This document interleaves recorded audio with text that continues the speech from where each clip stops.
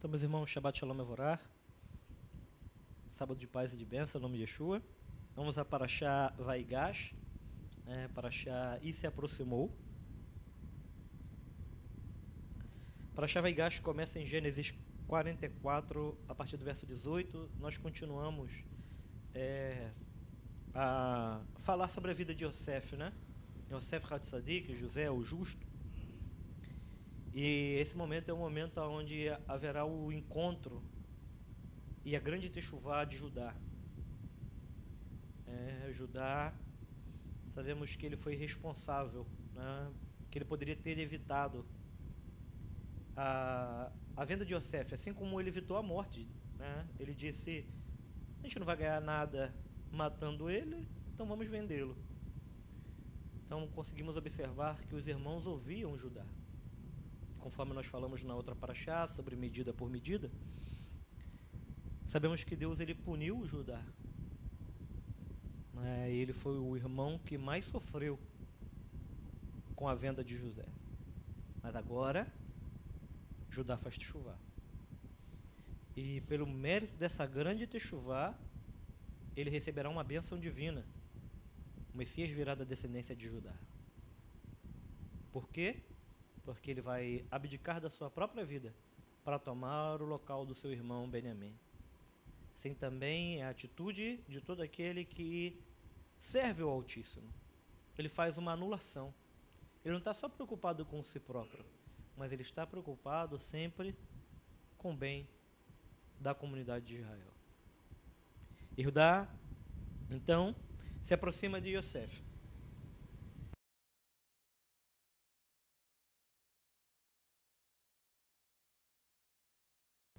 Então, Yehudá se aproxima de Yosef para implorar pela libertação de Benjamim, oferecendo-se a si próprio como um escravo ao governador egípcio no lugar de Benjamim. Ao testemunhar a lealdade entre seus irmãos, ou seja, o grande crescimento espiritual, Yosef revela sua identidade a eles. Ele não conseguiu mais se ocultar quando ele percebeu que os irmãos haviam crescido espiritualmente. E o Sinat Rinam e o ódio gratuito não morava mais no coração deles. Então, José não conseguiu se controlar e revelou a sua identidade. Ele diz: eu sou Yosef. E ele declara: meu pai está vivo? Eu sou José. Dentro de uma explicação messiânica, quando o Sinat Rinam acabar, quando o ódio gratuito acabar, será um momento no qual todo Israel pranteará pelo primogênito. O Sinat Rinam, o ódio gratuito acabará. E o Messias se revelará. A Parashá, Ezequiel 37, a porção da Haftará, ela fala sobre isso. Nunca mais serão dois povos. Serão um povo só. E meu servo Davi será pastor e rei sobre eles. Então, a pergunta de Yosef é: meu pai está vivo? E os irmãos são tomados por vergonha e remorso, mas José os conforta. Não foram vocês que me enviaram aqui. E ele diz: tudo foi um plano do Todo-Poderoso para nos salvar e a toda a região da fome. Assim, então, era necessário. É aquela ideia que temos também baseada em Isaías 53. Ele aceitou a proposta. José aceita a proposta no momento em que Jacó ele fala: vai lá e visita seus irmãos. E eles planejam matar o irmão. E assim aconteceu, e Yeshua também fala isso, que o Filho do Homem seria enviado, seria entregue nas mãos dos sacerdotes, dos principais do povo, e passaria por dificuldades. Mas no terceiro dia, ressuscitaria. Estaria oculto dos seus irmãos, conforme está escrito, está oculto ainda. Mas no momento final, ele se revela. E a grande preocupação dele é saber se o pai está vivo. Porque se o pai não estiver vivo, há nele o poder de reviver. Conforme está escrito: e o espírito de Jacó reviveu quando ouviu as carruagens de José. E levantou-se Israel. É o momento da ressurreição. Por isso, Ezequiel 37, que é Haftará, ele vai começar a partir do capítulo 15, dizendo que Israel parecia que estava morto, mas ele reviveu. E como acontecerá isso? No momento desse reviver de Israel, haverá uma união perfeita, e Hashem, ele diz, nos trará de volta de todos os povos da terra, e habitaremos todos nós juntos. Mas Yosef ainda está oculto, porém está vivo no Egito. O ponto simples, né, podemos dizer, que é o propósito da aceitação divina.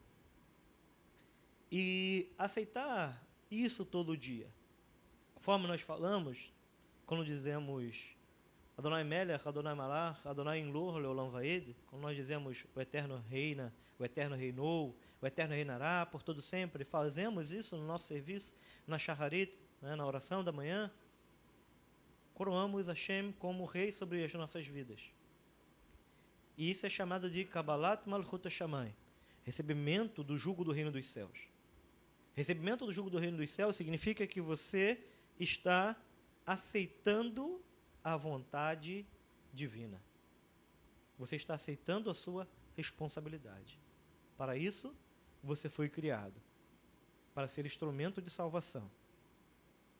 Para ser aquele que irá fazer uma diferença, porque, conforme está escrito, Hashem Bahar Banu Mikol Amim. Hashem nos escolheu de todos os povos para trazer luz a este mundo, assim como Yosef Hatzadik, José o Justo, foi uma luz dentro do exílio no Egito. Uma luz não só para Israel, uma luz para todas as nações.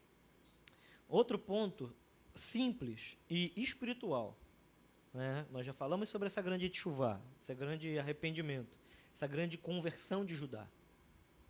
O versículo anteriormente, nós já tínhamos explicado isso, está escrito em Gênesis 38, e Judá, ele desceu.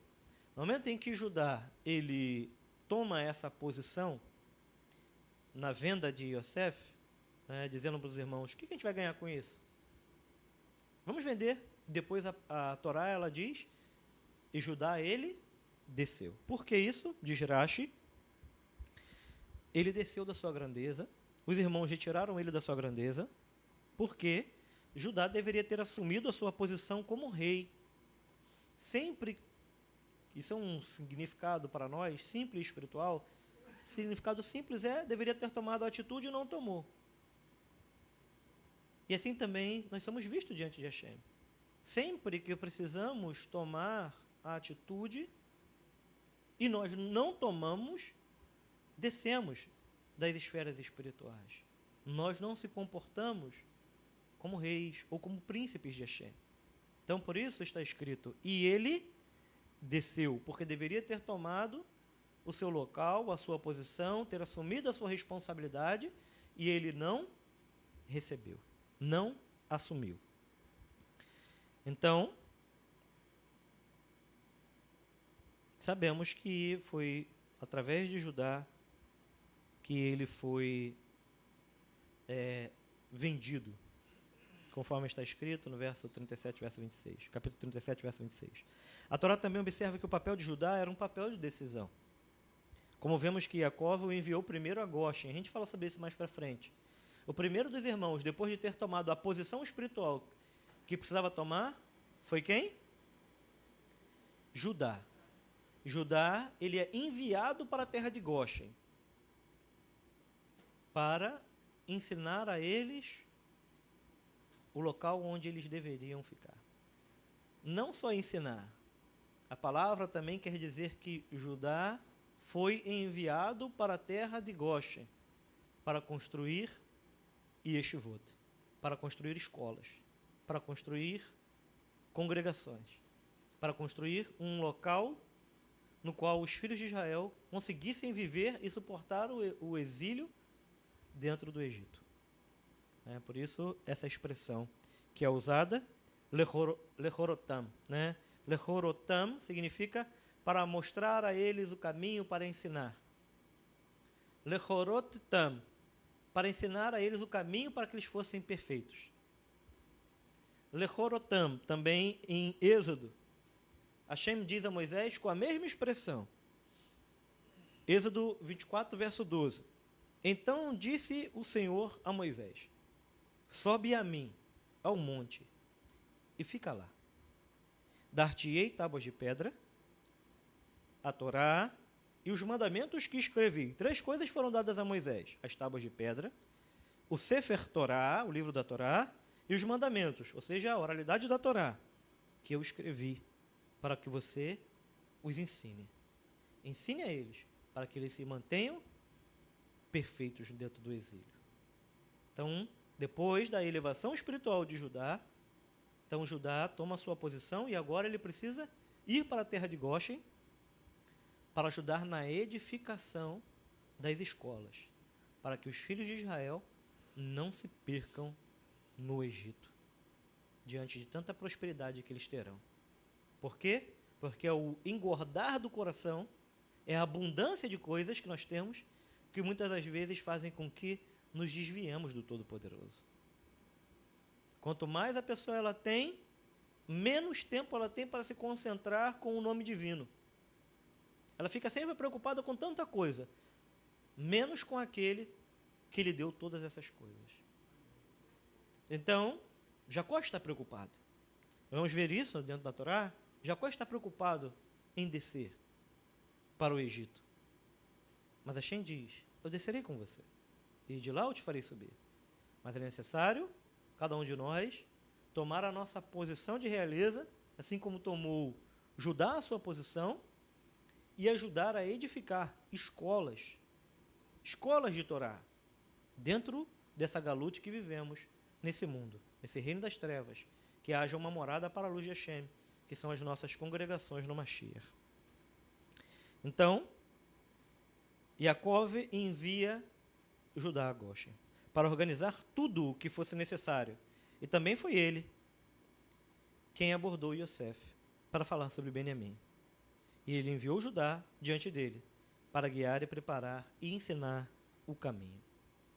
Guiar, preparar, ensinar o caminho para que eles fossem perfeitos, mantivessem a perfeição.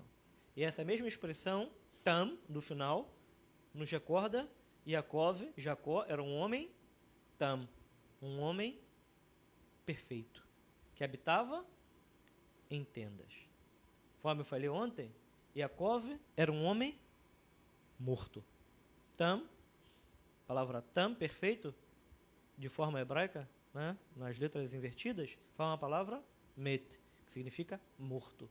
Ele é um homem que mortificava a sua carne, conforme disseram os nossos sábios do Mussar: se a má inclinação te quiser dominar, pegue-o e arraste ela para a casa de estudo. E lá você mortifica a sua má inclinação. Judá deveria ter sido responsável, decidido a maneira certa de agir e liderar o caminho para seus irmãos. Agora eles estavam tirando de sua posição, por isso foi explicado no verso anterior, dizendo: e ele desceu. Mas quando Judá assumiu o comando novamente e falou com Yosef sobre Benjamim, os irmãos o levantaram, o elevaram, porque ele estava se comportando como um rei. Como um rei, ele deveria se comportar, mostrando o caminho que eles deveriam seguir. Então, cada um de nós precisa ensinar ao outro qual é o caminho que nós devemos seguir. E aí, então, Shaul Hashali, o apóstolo Paulo diz para nós, e ainda que os homens eles possam dizer que o caminho que eles seguem é um caminho bom, nós dizemos: te mostrarei um caminho mais excelente. Essas são as palavras da Torá, que não é só o caminho bom, mas é o caminho excelente. Então, Judá disse a José: como devo me apresentar a meu pai se o jovem não está comigo? Como é que eu posso me apresentar se o jovem não estiver comigo? Capítulo 44, verso 34. Essas palavras podem ser explicadas aí novamente, né? São as questões simples da Torá, literal, e as questões espirituais da Torá. Como é que a gente pode explicar isso de forma simples? Seu significado simples é o seguinte. Certa vez, Judá dizendo, apresentei-me diante do meu pai, sem o jovem. Que era o jovem? José. Certa vez, fui diante do meu pai e fui sem José. Apresentei só a capa. E apresentei-me diante dele com mentira. Apresentei-me diante do meu pai com mentira. O pai, dizemos assim, de uma forma simples, né? O pai lamenta e o filho continua. E as muitas angústias que ele vai passar farão com que ele faça techuvá. Interpretação simples. Certa vez me apresentei ao meu pai e estava sem o jovem, sem José. E agora, né, uma segunda oportunidade, como posso retornar novamente sem Benjamim, sem Beniamim? Como é que eu posso retornar nessa segunda oportunidade? Isso não é a explicação simples da Torá, mas é a explicação espiritual da Torá. A explicação profunda.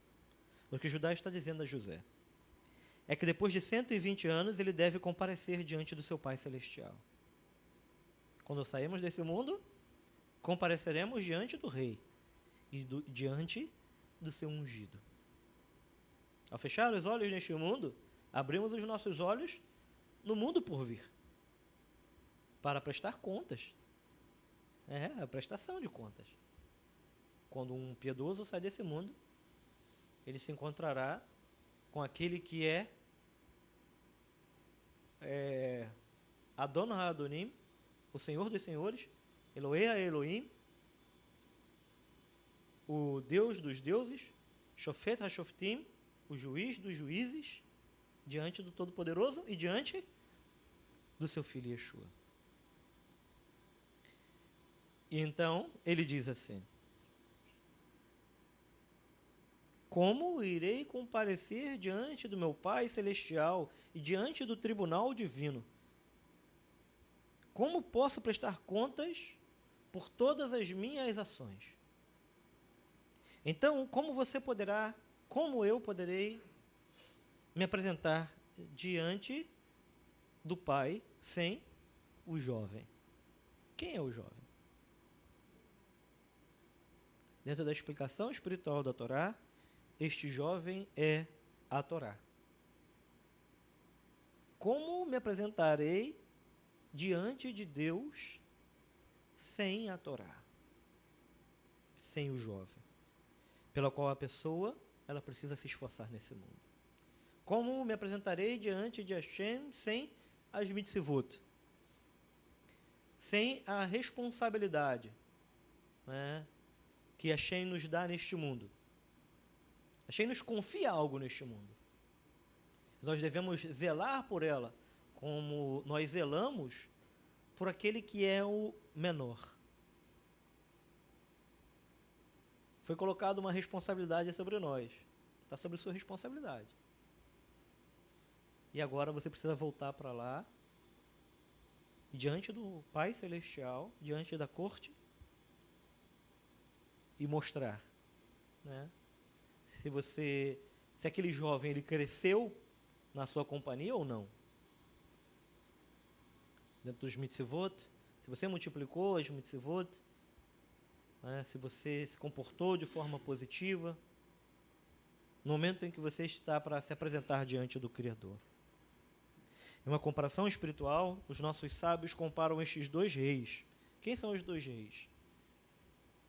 Judá e José. Discutindo entre eles, como sendo a má e a boa inclinação, discutindo e tentando, né, a ponto de lutar um contra o outro. Eles lutam dentro da pessoa. Um tenta conduzi-lo para a Torá e o outro tenta conduzir ele para um outro caminho. E a pergunta é, como poderei me apresentar diante do Pai sem o jovem? Em termos da nossa vida espiritual, entende-se que isso é uma alusão à alma divina e à alma animal. A boa inclinação e a má inclinação, conforme está escrito, a transgressão e o pecado, que tão de perto nos rodeia. Todo o tempo, elas guerreiam entre si. A ponto dos nossos sábios dizerem, não confie em si próprio até o dia da sua morte. E outros vão dizer, nem depois que você morrer, tem a possibilidade de confiar em você, porque você vai prestar contas diante do juiz justo e reto. Então, cada um de nós precisa aumentar o seu estudo, se fortalecer no cumprimento da Torá, para dar força à sua inclinação para o bem, para que tenha forças para superar a inclinação para o mal. Quando nós sabemos isso, que superamos, nesse dia eu venci. Vamos dando um exemplo. Quando nós estamos sentados no sofá de manhã e tudo diz para nós que não, e nós dizemos a nossa má inclinação, vou te arrastar. E joga ela aqui para dentro das casas de estudo, das congregações, e aqui então ela percebe quanto foi bom. Ela venceu aquele dia.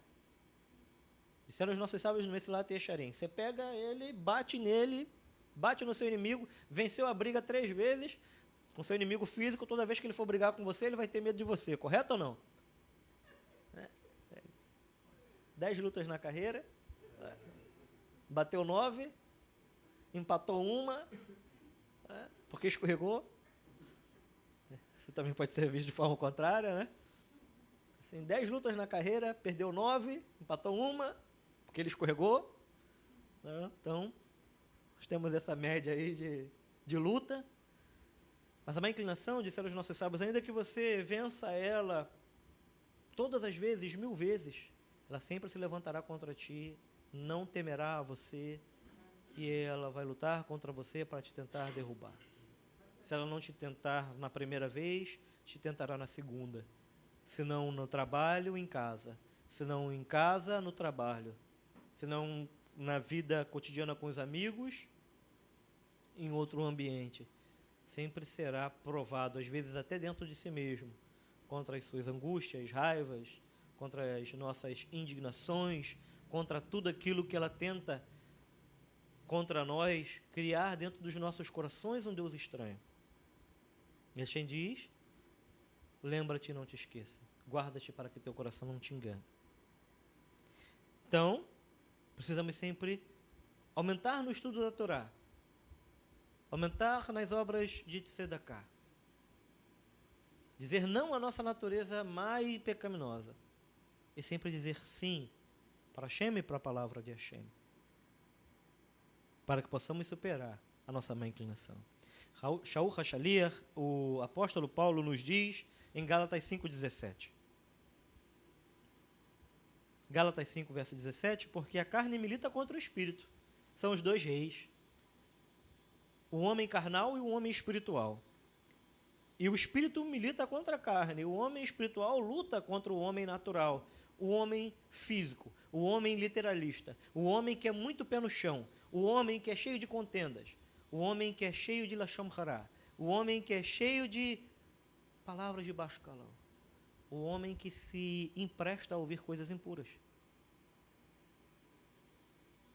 O apóstolo, ele diz, o homem espiritual, ele luta contra o seu homem físico.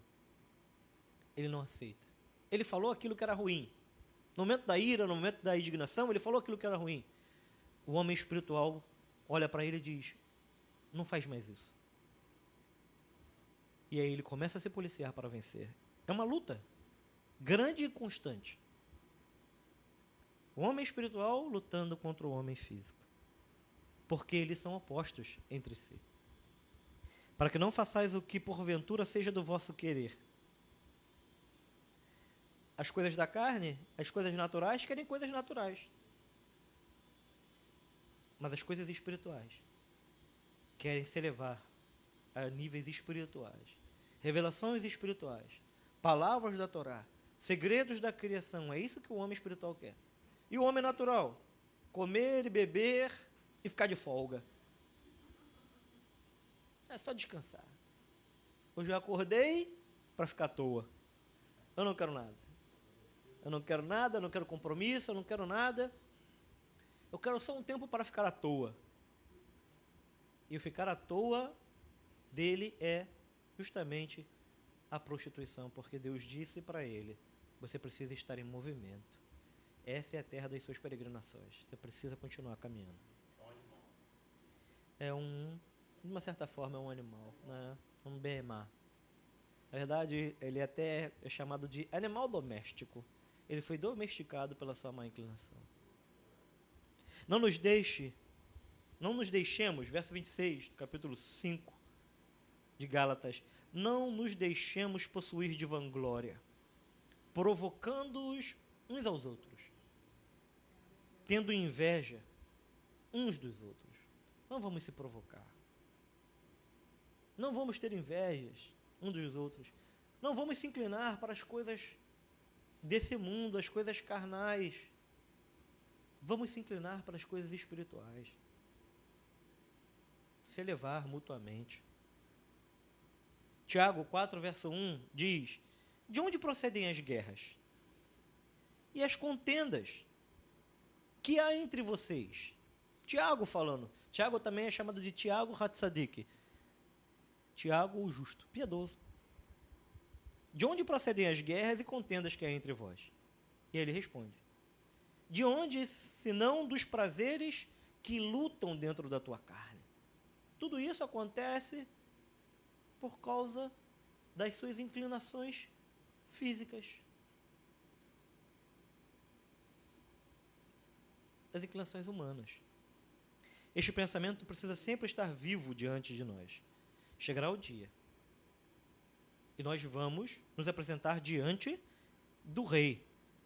E não podemos se apresentar diante dele sem o jovem.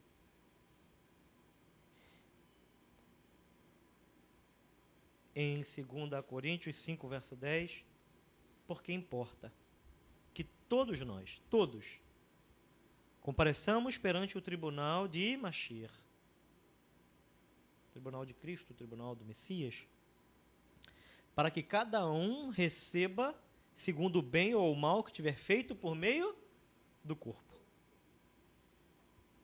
Cada um de nós comparecerá e receberá a sua recompensa ou a sua punição.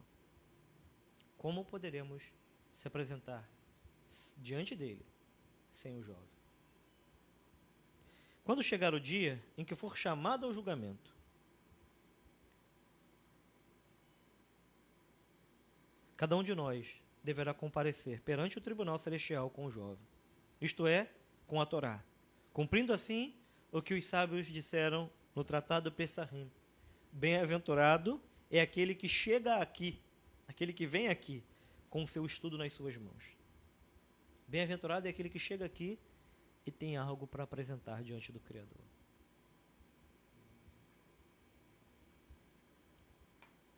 Por isso é dito: guarda o que você tem. É necessário multiplicar aquilo que nós temos. Todo aquele que não aumenta, diminui. A pessoa deve dizer a sua inclinação para o mal todos os dias. Como devo me apresentar ao meu pai se o jovem não estiver comigo? Depois disso, dessa explicação espiritual, vemos a explicação simples, dentro da literalidade da Torá. Então, depois de tudo isso, os irmãos correm e voltam a Canaã com as novidades. Qual é a grande novidade? Yosef está vivo. Aonde? No Egito. Yosef permanece vivo, ainda que no Egito. E aí, foi isso que nós perguntamos ontem no Kabbalat Shabbat. Você, Yosef, você, aquele que acrescenta, né? Conforme está escrito, que Deus me acrescente ainda um outro filho. Então você é aquele que soma, você é aquele que acrescenta. Certo? Certo. Você ainda está vivo dentro do Egito? O Egito é este mundo. O Egito são as nossas angústias, as nossas lamentações, as nossas tribulações. Você permanece vivo mesmo no Egito? Assim, Yosef permanece vivo, ainda que no Egito. O que mais agradou a Yaakov foi saber isso. Yosef conseguiu se controlar. Ele não havia pecado. Ele não havia esquecido aquilo que ele havia estudado. Ele teve o tempo, pôs em prática e manteve. Foi isso que deu força para ele. Todo esse tempo. E fazer essa grande chuva. E agora que ele tinha um poder para matar os inimigos, na verdade os inimigos eram os irmãos, ele não fez. Ele tratou com misericórdia. Yosef não se esqueceu daquilo que estudou. O que nós estudamos no ano passado? Já esquecemos? Vamos lá. Sefer Devarim, já que estamos no livro de Gênesis, a gente retorna ao último livro que nós estudamos. Qual foi o último livro que estudamos? Devarim, Deuteronômio, correto? Não esqueças. Yosef não esqueceu. Não esqueças daquelas coisas que os teus olhos têm visto. Senão, apartem do teu coração. Não retire do teu coração. Todos os dias da tua vida. E as farás saber a teus filhos e aos filhos dos teus filhos. Esquecemos? Então a gente recorda. Deuteronômio 4, verso 10. Não te esqueças do dia em que estivestes perante o Senhor, teu Deus. Hoje. Qual foi o último dia que você esteve diante de Deus? Hoje. Shvit Adonai Leregli Tamid. Tenho posto Adonai sempre diante de mim. Deuteronômio 4, verso 23. Não vos esqueçais da aliança do Senhor, vosso Deus, que Ele fez com você. Não se esqueça da aliança que Deus fez com você. Não é que Deus fez comigo, que Ele fez contigo, que Ele fez com cada um de nós. Deus fez uma aliança com cada um de nós. Deuteronômio 6, verso 12. Não te esqueças do Senhor, que te tirou da terra do Egito e da casa da servidão.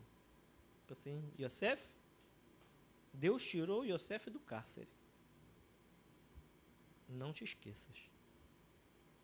Deus livrou Yosef de um acidente muito grave dentro da cisterna. Assim, como poderei pecar, Yosef disse, diante do Deus do meu pai? Ele não se esqueceu do Deus do seu pai. Deuteronômio 8, verso 11. Todas as passagens do livro que nós estudamos. Não te esqueças do Senhor teu Deus, se esquecendo de cumprir os seus mandamentos, os seus juízos e os seus estatutos. Não te esqueças. Salmo 103, verso 2. Não te esqueças de nenhum só de seus benefícios. Não se esqueça que Deus ele foi bom com você. Como é que você faz isso, não esquecendo?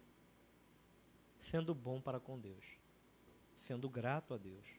Retribuindo a Deus de acordo com a bondade que Ele retribuiu. Provérbios 3, verso 1. Não te esqueças dos meus ensinos, e o teu coração guarda os meus mandamentos. Provérbios 4, verso 5. Não te esqueças das palavras da minha boca, nem dela se separe. Assim, talvez, nesse nível espiritual de entendimento, olha quantas vezes nós dissemos, não te esqueças. E ele, mesmo estando no Egito, ele se esqueceu somente das angústias, mas não esqueceu da bondade que Deus ele fez para com ele. Se esqueceu das angústias. Quando ele colocou o nome dos filhos, ele disse, Deus me fez esquecer as angústias. Mas ele não se esquece da Torá. Então esqueça das angústias. Esqueça as afrontas. Esqueça as palavras negativas.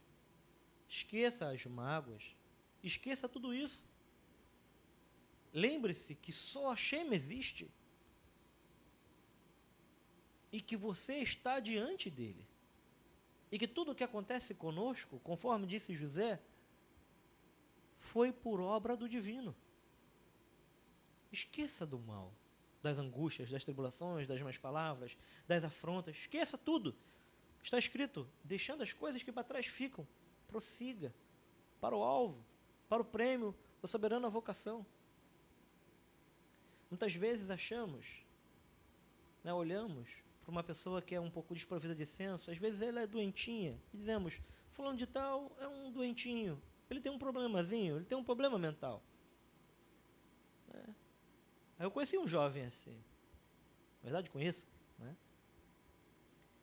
E ele se aborrecia, aquela coisa toda, naquele instante, se aborrecia, brigava, e aí então, no mesmo instante que a pessoa que estava brigando com ele falava assim, vem cá e tira uma foto comigo. Aí ele sorria e esquecia tudo. Quem é o doente? Quem é o louco? Será que era ele ou será que sou eu? Ele esquecia de todas as coisas que para trás ficavam. Está escrito, os loucos não errarão o caminho. É uma loucura santa, conforme está escrito, Salmo de Davi, quando implorou a Deus por loucura. Assim, orar a Deus para esquecer. Ore a Deus para que você esqueça aqueles que fizeram mal a você. Na verdade, esqueça do momento mal. Não daquele que te fez o mal, mas que você possa retribuir o bem. É esquecer, conforme Yosef esqueceu. E agora, ele tem a capacidade de fazer o bem. Deus me fez esquecer daquilo que era mal, mas não me fez esquecer das palavras da Torá. Então, Yaakov ficou feliz em saber que seu filho reinava sobre todo o Egito. Seu filho reinava sobre todas as suas tribulações. Ele tinha o governo sobre suas inclinações. Ele tinha o governo sobre as injúrias e sobre as angústias. Você tem o governo sobre isso, se você quiser. Você está um passo de perdoar. Um passo de esquecer. E se você fizer isso, você realmente será governador sobre todo o Egito. Essa é a grande felicidade de Jacó. Saber que seu filho se tornou governador sobre todo o Egito. Não no sentido, podemos dizer, físico do Egito, mas no sentido espiritual. Ele havia conseguido reinar sobre ele mesmo. O Egito, a palavra Egito nos lembra aflição, amargura. Ele havia conseguido reinar sobre si próprio. Ao se lembrar das palavras de seu pai todos os dias. Como está escrito, quem é o forte? Quem é aquele que é forte? Perguntaram aos nossos sábios. Você se acha forte? Realmente é forte? Quem é forte? Aquele que consegue dominar a sua inclinação. Consegue pegar a sua inclinação, se lançar sobre ela, conforme Yeshua ele vai dizer, se lançar sobre o valente, ele é mais valente do que a gente, né? Se lançar sobre ele, o amarrar e o arrastar para a casa de estudo. Quem é o forte?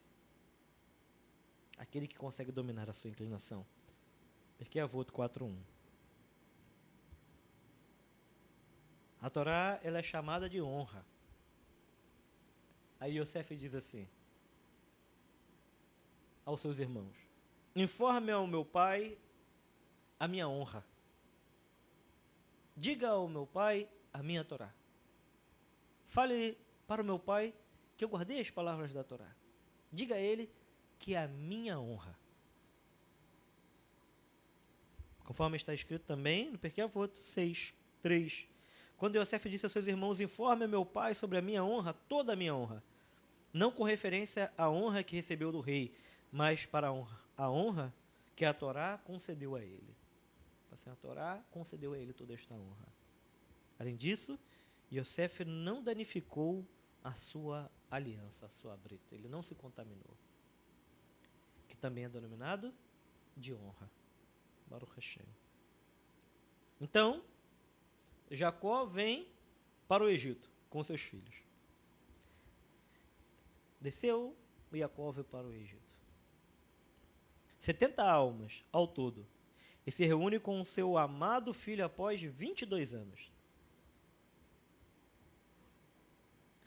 Em seu caminho para o Egito, ele recebe uma promessa divina. Não tema descer para o Egito. Não tema descer ao Egito. Pois eu lá farei de você uma grande nação. Eu descerei com vocês ao Egito. Eu certamente os trarei de volta. Não tema descer. O Egito não será o fim da sua jornada. A angústia, a tribulação, a vergonha, conforme está escrito no profeta Isaías, você não será envergonhado para sempre. Então, Gênesis 46, verso 2, falou Deus a Israel em uma visão de noite. E disse, Jacó, Jacó. Tentaram para o texto? Falou Deus a Israel em visões. Falou Deus a quem? Israel. E disse, Jacó, Jacó. E ele respondeu, eis-me aqui. Então poderíamos nos perguntar, que é uma pergunta, né? Nós que lemos o texto, a gente fala assim, ué. Isso. Exatamente. E Deus chama ele por um nome, e depois diz para ele, agora chamou ele pelo outro nome. Ué, por que a Torá ela usa essa linguagem? Então nós nos perguntamos, é a pergunta, né, de todos os estudiosos da Torá, por quê? Existem várias respostas para isso, e a gente explica algumas. Traz, na verdade, algumas. Por que Deus primeiro o chamou pelo nome de Israel? Depois, 2 vezes, o chamou por Jacó. Também podemos nos perguntar por que Deus se revelou a Jacó em uma visão da noite. Por que não falou com ele de manhã? Por quê? Não é? Apareceu Deus a ele à noite. Por que não de manhã? Por que não se revelar a ele? Não tem que ele vai fazer uma oferenda, e aí Deus vai e se revela a ele. Por quê? Também podemos nos perguntar isso. Em visões da noite? Por quê? Devemos sempre lembrar que a presença divina não repousa sobre a pessoa que está triste. Está triste? Está amargurado? Sheriná, a presença divina se afastou. Sabemos que Jacó, Avinu, Jacó, o nosso pai, passou 22 anos em tristeza e que a inspiração divina o abandonara por todo este tempo. Está escrito no Tratado Shabat 30b, a presença divina não mora em meio à tristeza.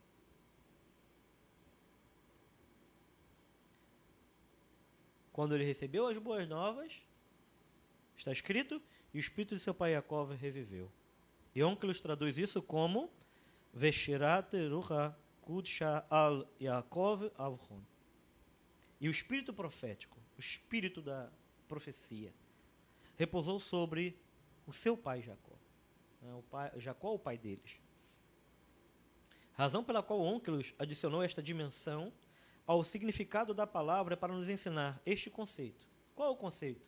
O Espírito de Deus não mora em meio à tristeza. Por quê? Ele poderia ter traduzido de forma simples, como disse a Torá. O espírito de seu pai Jacó reviveu. Mas ele disse, o espírito de profecia da parte de Deus fez com que o espírito dele revivesse.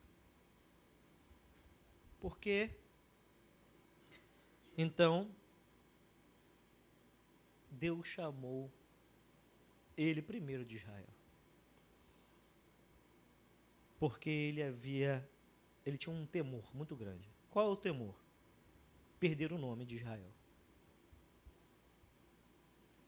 Todo esse período de angústia e tribulação, e passado 22 anos, talvez ele tivesse perdido o seu nome. Talvez ele não conseguisse alcançar o nível espiritual de Israel. receberam o nome de Israel. Sabemos que Israel, nome, está muitas vezes ligado com o nível de elevação espiritual dele. Seu nome é Israel, Deus diz. E disse Adonai a Israel. Você não perdeu seu nome. Este é um dos motivos de Deus ter chamado por este nome, para lhe assegurar que o nome ainda lhe pertencia. Esse ainda é o seu nome. Conforme está escrito, Deus disse a Israel. Porém, Deus vai mostrar a Jacó dois momentos difíceis. E essa é o significado das visões da noite, associado ao nome de Jacó. Deus revelou a Jacó, nas visões noturnas, falou: Jacó, Jacó. Podemos dizer, Jacó desceu ao Egito. E Jacó está no exílio das nações. Por isso a visão da noite, porque a noite representa o exílio. Mas ainda assim, dentro do exílio, o Senhor ainda continua falando com Jacó. O exílio é representado pela noite. Uma mensagem para Jacó, o nosso pai, de que mesmo em tempos de exílio, mesmo em tempos de aflições, a presença divina estaria com os filhos de Jacó. Baruch Hashem. O Teóter Rabi Akiva, ele fala isso conosco, dizendo na letra Aleph, a noite representa o exílio. O choro dura uma noite. É esse período de exílio. A alegria vem ao amanhecer. Salmo 104, verso 20. Deixa eu fazer a leitura desse salmo. Eu acabei não separando, deixei só a referência do Teóter Rabi Akiva para facilitar o entendimento. Salmo 104, verso 20. Dispõe as trevas e vem a noite, na qual vagueiam os animais da selva. Sabe quem são os animais da selva? São os reis das nações que oprimem o nosso povo. É a má inclinação que tenta dominar a cada um de nós nesse período de exílio. As feras das florestas, elas correm à noite, mas não de dia. Isso nos ensina que a razão deste mundo ser comparado à noite é porque os reis dos povos do mundo, eles se assemelham às feras, que correm pela floresta na escuridão da noite. Mas quando amanhecer, assim como as feras retornam à sua toca, no momento em que amanhece, elas precisam voltar para o seu covil. Conforme está escrito no Apocalipse, eles entrarão nas fendas das rochas e vão dizer: quem nos livrará da ira do Senhor e da ira do Cordeiro? No momento em que está para nascer o sol, amanhecer, assim como as feras retornam à sua toca, os reis da terra e os governantes do mundo também, vendo que o mundo vindouro e o reino do Messias estão chegando, retornarão para a sua toca. Eles perderão sua grandeza, voltarão ao pó, e eles não entrarão no mundo vindouro, porque só existe um rei naquele dia. Não haverá outros reis, não haverá outros governantes. Está escrito: Adonai será rei sobre toda a terra. Naquele dia, Adonai será um, e o seu nome um. Zacarias 14, verso 9. Para nos recordar dessas palavras. Por isso, Deus o chamou de Jacó, Jacó. Porque é uma mensagem de amor nestas palavras. Todas as vezes que Hashem ele chama a pessoa duas vezes, isso representa uma linguagem de amor. Moisés, Moisés, Arão, Arão, Samuel, Samuel, Jacó, Jacó. Isso também implica que quando ele se dedicar à Torá, anulando-se e se submetendo a ela, então ele seria amado por Deus. Aonde ele vai se dedicar à Torá? Na terra de Goshen. Ainda assim, no meio do exílio, Deus falará com ele.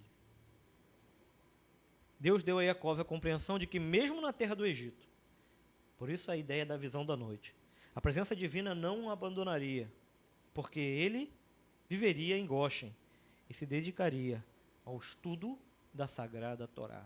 Por isso que ele envia Judá para preparar um local para que eles pudessem habitar em Goshen. O primeiro a descer, a preparar um caminho para eles, um local. A gente já falou isso várias vezes, vamos lá. Os irmãos gravaram. Quem é o primeiro? Judá. Para preparar um lugar na terra de Goshen. Gênesis 46, verso 28. Jacó enviou Judá diante de si a José, para que soubesse encaminhá-lo a Goshen. E chegaram à terra de Goshen. Mas por que enviar Judá à frente? Isso foi para preparar a redenção e poder receber a Torá. Como é que a gente prepara a redenção? Recebendo a Torá. Como isso? Através das palavras da Torá, fazemos techuvá. E quando chegar o momento da redenção, estaremos todos prontos para receber. Foi enviado à frente para que eles pudessem receber a redenção, ou seja, se manter firme no exílio e manter a Torá. Sabemos que Israel, ele mantém a sua linguagem, o seu casamento e a esperança no seu Deus no exílio. Subiram os filhos de Israel do Egito. E quando olhamos no casamento dos filhos de Israel, somente existe um caso, né, de que houve a mulher que teve um filho com um egípcio. E nós sabemos o fim que deu. Mas Israel mantém a sua língua, Israel mantém a sua Torá, Israel mantém a sua unidade com o Criador. Como se pode fazer isso no exílio? Como? Aí eu digo para os irmãos, preocupação de Jacó em descer. Está indo viajar para um outro local? Você se preocupa, nós nos preocupamos, ou nós poderíamos nos preocupar em ver um colégio para os nossos filhos. Poderíamos nos preocupar em ver um trabalho para nós. Mas em relação a um local onde nós pudéssemos ter vida com Deus, as pessoas se preocupam. Muitas vezes a pessoa ela vai para um bom emprego num outro local. Mas ela se preocupou, como dizem os filhos de Israel, iremos preparar um local para nós e para o nosso rebanho. Ou seja, para a nossa riqueza. E depois prepararemos um local para os nossos filhos. Não. Não devemos pensar assim. A maior riqueza que temos é aquilo que nós dissemos a Hashem que daríamos a Hashem. Hashem diz para nós, conforme disseram os nossos sábios, eu darei a vocês a maior preciosidade que eu tenho, a Torá. E o que você me dará em troca? Israel disse, nós e os nossos filhos e as nossas gerações serão teus para sempre. E às vezes, muitas vezes, queremos ir para outros locais, mas nós não se preocupamos como será a vida espiritual dos nossos filhos no exílio. Por isso a necessidade de se esforçar dentro da comunidade. Porque se está difícil para você educar o seu filho sozinho, tendo comunidade, tendo outras pessoas no qual ele vai ver, ele vai aprender. Imagina sem comunidade. E imagina próximo de pessoas que não pensam como você. Essa é a grande preocupação de Jacó também. Enviar Judá para preparar Judá, fazer com que Judá ele estabelecesse lá yeshivot, escolas, Beit Knestiot, escolas de Torá, sinagogas para a oração, para que pudéssemos estar juntos. Porque se nós não estivermos juntos, por menos que isso, mesmo tendo congregações, muitas vezes somos assimilados. então seremos assimilados pelas nações. E nós não seremos mais Yehudim e Meshechim, mas seremos egípcios. Seremos babilônicos. Retornaremos a um sistema corrompido. Nós não teremos mais temor ao Criador como nós tínhamos antes. Nós seremos assimilados pelas nações. E Hashem nos diz: sai dela, povo meu. E aí podemos dizer: vamos sair dela para ir para onde? Vamos sair dela para entrar nela. Não. Precisamos se esforçar para continuar na comunidade, construindo comunidades, construindo escolas, construindo um mundo onde nós possamos estar juntos, com os mesmos valores. A cura para o exílio é a Torá, porque ela tem o poder de fazer as pessoas esquecerem os seus sofrimentos e os seus problemas. Essa é a cura. Você pode olhar para o tempo antigo, para o tempo passado, onde as pessoas elas não usavam tanto o celular, tanto o Facebook, tantas outras coisas, e as mulheres e os homens eram dedicados mais à oração. Angústia e tribulação sempre houve, mas talvez podemos dizer que os consultórios de psicólogos ou de outros médicos estavam talvez mais vazios, porque as nossas angústias e as nossas tribulações nós colocávamos diante do Rei e do Criador. Nós não ocupávamos o nosso tempo com coisas fúteis e inúteis. Eram ocupados com a palavra de Hashem e com o Reino Celestial, porque isso é uma verdade. Somente a Torá tem esse poder de fazer com que as pessoas esqueçam os sofrimentos e os seus problemas. Assim disse o rei Davi: se a tua lei não fosse o meu prazer, se a tua lei não fosse o meu prazer, já teria morrido por causa das minhas angústias. Salmo 119, verso 92. Verso 93. Eu nunca me esquecerei dos teus preceitos, visto que por meio deles tu me concedes a vida. Yosef ainda vive no país das angústias. Recordando um pouco, os irmãos se recordam da Hashoah? Os irmãos se recordam do Holocausto? Se recordam? Tantas histórias, tantas coisas.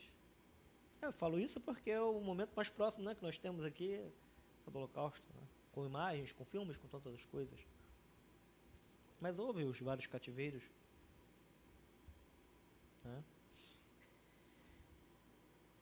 E nós devemos recordar as histórias. Um povo sofrido, quem sofreu mais que esse povo? Escravo de vários povos. Devemos recordar os grandes sábios do povo. Passaram por todos os tipos de sofrimentos.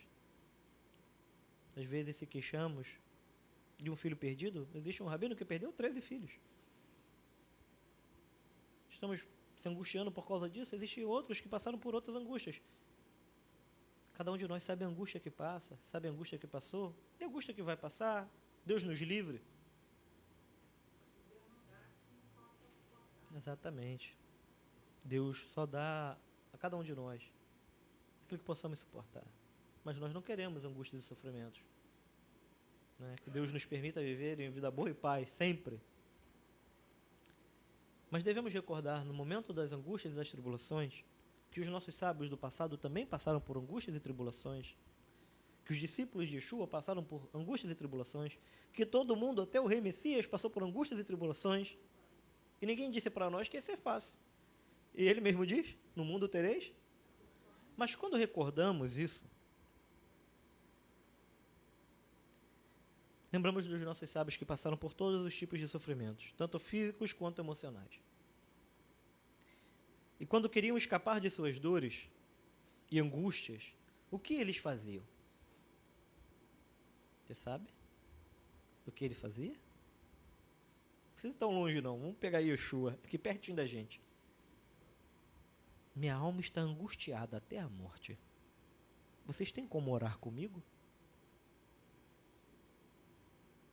Minha alma está angustiada. Vamos falar das palavras da Torá? No momento da angústia e da tribulação, conforme está escrito na Brit Hadashah. Eles foram esmurrados, espancados e estão presos, os discípulos de Yeshua. Como é que você está? Estou me sentindo muito quebrado, moído. E o que faremos? Vamos louvar ao Senhor. Eu lembrei também de uma canção antiga. Os mais belos hinos e poesias foram escritos em tribulações. Salmo de Davi, quando fugia de Absalão, seu filho. Então, quando eles queriam escapar das suas angústias, se dedicavam ao estudo e à oração, emergindo-se nos sagrados livros, encontravam refúgio e cura para os seus sofrimentos. Jacó Avinu queria amenizar a dor e as terríveis dificuldades do exílio do Egito. Então enviou Judá para organizar todos os detalhes de seu assentamento na terra de Goshen. E também ordenou que todos os seus filhos estabelecessem casas de estudo para espalhar a voz da Torá. A incrível força da Torá também é vista no que aconteceu com a tribo de Levi, cujos membros, graças ao fato de estarem imersos no estudo da Torá, foram salvos da subjugação egípcia, de acordo com Shemot Rabbah 5,16. Levi foi o que menos sofreu no exílio, a ponto de Levi ainda continuar circuncidando os seus filhos. Ao contrário do resto das tribos, que não se dedicaram ao estudo da Torá, portanto foram submetidos a uma dura escravidão. Podemos entender isso com as questões relacionadas à escravidão espiritual. Se você se apegar a Hashem, Hashem nos dará força para lutar para não ser escravo da transgressão e do pecado. Eles chegam lá, capítulo 46, verso 33. Vocês devem dizer ao faraó. O que devemos dizer ao faraó? Os irmãos de Yosef chegam. É relatado ao faraó. Os irmãos de José estão aqui, mas José adverte a eles, dizendo: vocês precisam dizer ao faraó. O que vocês precisam dizer ao faraó? Quando, pois, faraó vos chamar e disser: qual é o vosso trabalho? Em que você se ocupa? Quando o faraó te chama a comparecer diante dele, o que você diz para ele? Qual é o seu trabalho? Em que você se ocupa? E aí então ele diz assim, ó: Verraiá, e acontecerá.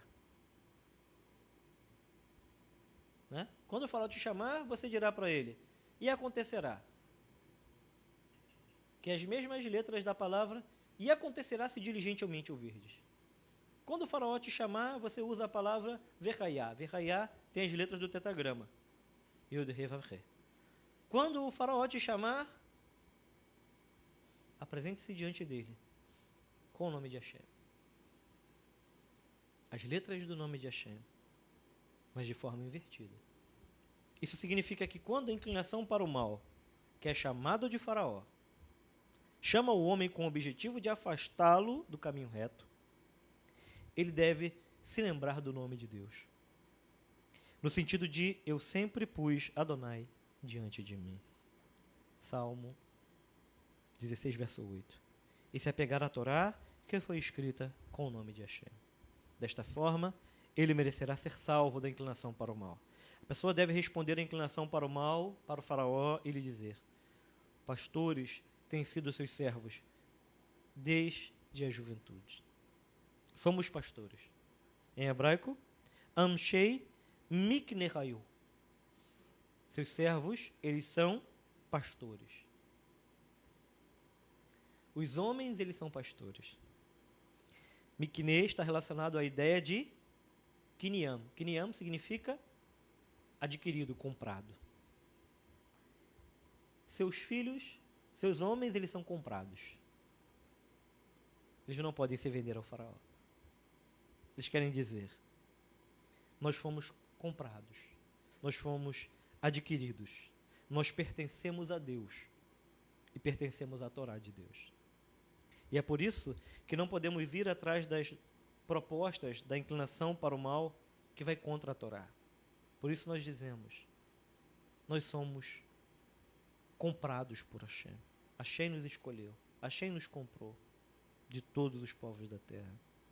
No momento em que a pessoa se decide e mostra que ela quer seguir as palavras da Torá, então os céus lhe ajudam, conforme nós já estudamos isso. Todo aquele que deseja cumprir as palavras da Torá recebe uma força dos céus para cumprir as palavras da Torá. Como aconteceu com José. É falado que quando Yosef estava próximo de se entregar às paixões, ele teve uma visão. A face do seu pai lhe apareceu. E foi perguntado a ele, haverá um dia em que todas as pedras do peitoral estarão no local e a sua pedra será removida do peitoral. Você deseja que isso aconteça? E ele teme, e ele retrocede. E ele diz, como pecarei diante da face do Deus do meu pai? Então ele recebe sempre uma ajuda dos céus para cumprir a vontade de Deus. Gênesis 46, 3, 4, ainda sobre o ponto, não temas descer ao Egito. E promete que eu descerei ao Egito. Deus promete, descerei ao Egito contigo e eu certamente te farei subir. Apesar de Jacó ter percebido que ele poderia realizar no Egito, ele estava muito preocupado com a construção de escolas, porque ele estava preocupado de que seus filhos se desviassem no Egito. A prosperidade no exílio muitas vezes faz com que muitos dos filhos de Jacó se percam e se assimilem ao Egito. Precisamos lembrar que a nossa verdadeira vida não está nessa terra de Israel física, mas na terra espiritual de Israel, qual desce dos céus para nós no momento da redenção. Tem muitas promessas que Jacó recebeu de Deus. Talvez a grande promessa seja de que seus descendentes seriam redimidos do Egito e viveriam em Eretz Israel, na terra de Israel, mas junto com o Messias. Não é apenas ser retirado do Egito para viver na terra de Israel, porque Israel foi retirado do Egito. Jacó, o povo, os filhos de Israel foram retirados, foram morar na terra de Israel e depois foram exilados para vários locais e vários exílios. Mas a verdadeira reunião acontecerá com a vinda do Mashiach. Aonde podemos encontrar isso na Torá? No verso 4 do capítulo 46. Eu descerei contigo para o Egito e te farei tornar a subir, certamente. A mão de Yosef fechará os teus olhos. Anohi erede imcha. Eu descerei contigo, Mitzrayimah, para o Egito. Ve anohi a'alacha gam alo. E eu certamente te farei subir. A expressão alacha, que é eu te farei subir, e depois é repetido subir. Por que a Torá repete 2 vezes a expressão subir? Diga. Aqui, quando ele fala que para descer e depois irá subir, aqui ele está se referindo à morte de Jacó, né? Isso. Ao povo e retornar a Canaã. Também. Existe as 2 explicações e ainda mais a explicação espiritual. Deus está dizendo, eu farei você descer e eu farei você subir para você ser enterrado na terra. Eu farei o seu povo descer, mas eu farei o seu povo subir também. Conforme está escrito, eu subirei com vocês. Certo? Agora também uma outra explicação, que é a explicação espiritual da Torá. Eu te farei subir do exílio do Egito, e certamente farei você subir do exílio das nações no dia do Messias. Porque está escrito, nunca mais se dirá, vive Adonai, que os tirou da terra do Egito, mas vive Adonai, que os tirou do exílio das nações. Porque será como nos dias da tua saída do Egito. Então, a repetição das palavras reflete a promessa de Hashem para nós, como refletindo os dois estados da ascensão, da subida. A redenção do Egito e a redenção final que será realizada pelo rei Mashiach. Yosef subirá no meio dos filhos de Israel. Certo? Ele fala do reinado de Yeshua também. Exatamente. Eles subirão com José. Né? José está com eles no exílio, permanece com eles no exílio, mas Yosef sobe com eles do exílio. Né? E aí então é perguntado dentro do Midrash, a gente já falou sobre isso, o que faz a arca de um homem morto, conforme está escrito no Salmo, também nos profetas, me sinto como um morto no coração deles. O que faz a arca de um homem morto, a carruagem de um homem morto, do lado da arca daquele que vive eternamente. E é respondido: este que está aqui cumpriu tudo aquilo que está escrito nas tábuas dentro da arca. Isso é um reflexo espiritual para o mundo por vir, para a verdadeira salvação. Quando o Messias ele chegar, ele nos retirará do exílio das nações, ainda que para muitos ele seja considerado como um homem morto. Mas está escrito, meu filho Yosef, José, vive.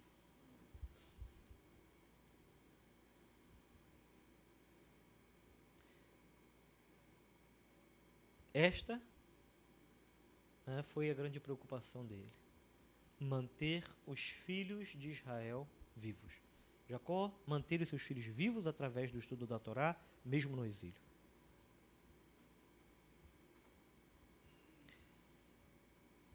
Porque estabelecer-se em uma sociedade, muitas vezes, só de trabalhos e sem o estudo da Torá, fazem com que talvez a pessoa cresça fisicamente, financeiramente, monetariamente. Exílio. Nós falamos na Haggadah de Pessah. Bem-aventurado é Hashem, que calculou o tempo do exílio. Toda a experiência servia para uma amostra da redenção. Deuteronômio 4, verso 32. Agora, pois, pergunta aos tempos passados que te precederam. Desde o dia em que Deus criou o homem sobre a terra,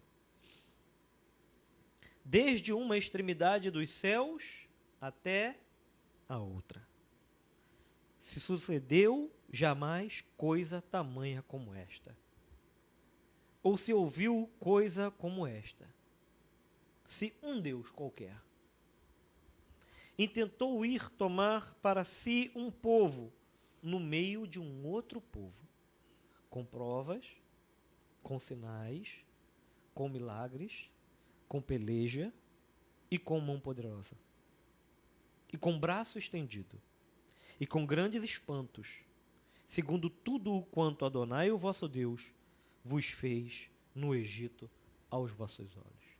Vai e pergunta se existe algum povo que tenha vivido isso.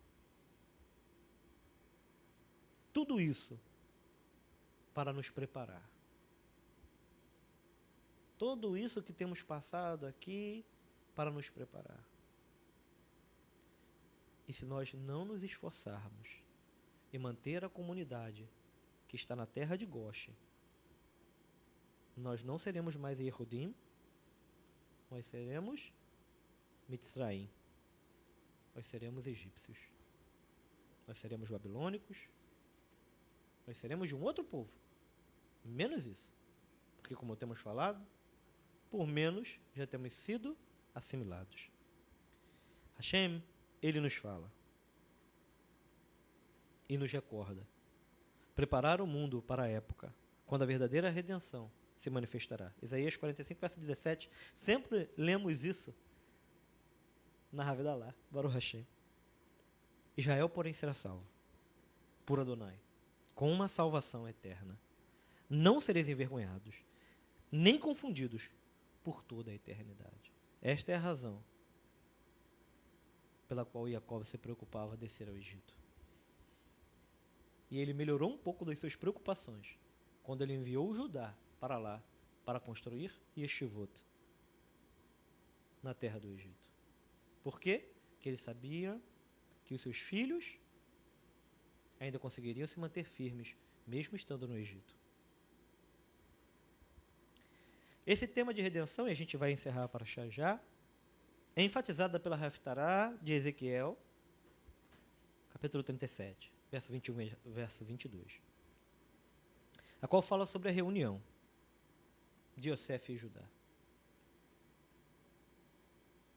Eu tirarei os filhos de Israel dentre as nações, assim como os tirei da terra do Egito.